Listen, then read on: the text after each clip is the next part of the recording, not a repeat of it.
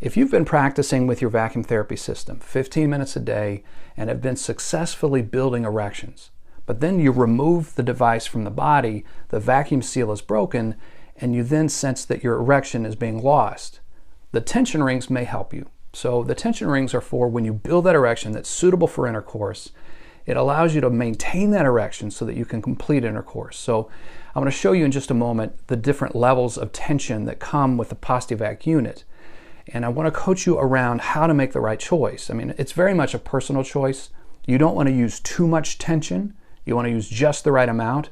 When you start, you may find that you don't have enough and you've got to move to the next level of tension ring, and that's all right. It's really about finding the right level of tension. The one thing I want to encourage you to do is to remember to load the tension ring onto the cylinder before you build the erection. Don't put the tension ring on the penis before trying to build the erection. It just holds the blood from getting into the penis.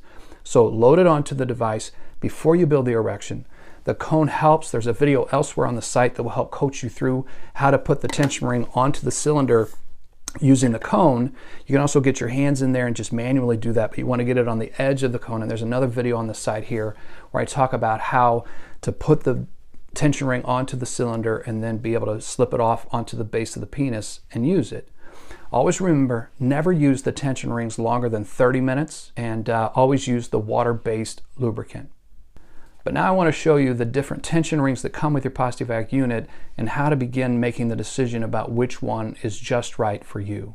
What I have here on the table are the Mach rings that come with any device that is a slip device, and that's a device that you don't have to twist the cylinder. The Pos-T-Vac vacuum therapy system has both twist devices as well as slip devices. So I'll show you here a slip device is where I don't have to screw the cylinder onto the pump head. I just am able to just insert it right there and it fits.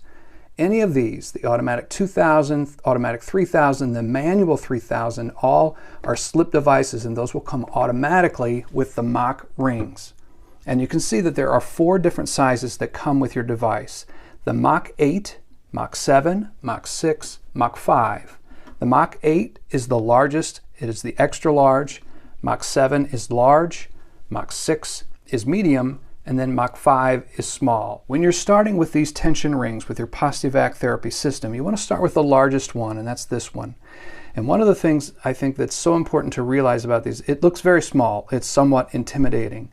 But if you use the cone, and there's another video on the site that shows you how to load this onto the cylinder before you build the erection, and you use the cone and good water-based lubricant, you can get this onto the perimeter of the cylinder and then be able, once you've established the erection, be able to slip that off onto the base of the penis.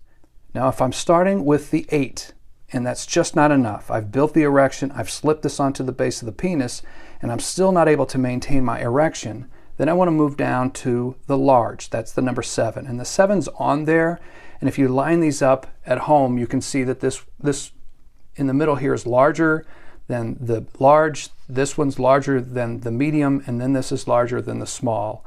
So as I'm progressing through this and I'm finding that the 8 is not enough to maintain the erection, I've got to sort of build up the constriction, that's where you go with the next one, the 7. And if that's not enough, then the 6th and then the 5. Now all of these, again, can be loaded using the cone and the loading mechanism, and they will fit onto the perimeter of the cylinder, and you'll be able to use those, and you slide those off. One thing I want to coach you around with these is they don't last forever. Now you may find that you've been using a 7 forever and it's working great, but then suddenly it's not as effective as it used to be. It's entirely possible that the elasticity of the tension ring has been lost. They don't last forever. So, you know, maybe it's 1 month, maybe it's 6 months, somewhere in between, but at some point you may have to replace your 7. If that doesn't work, then you've got to go to the 6 and just increase the tension.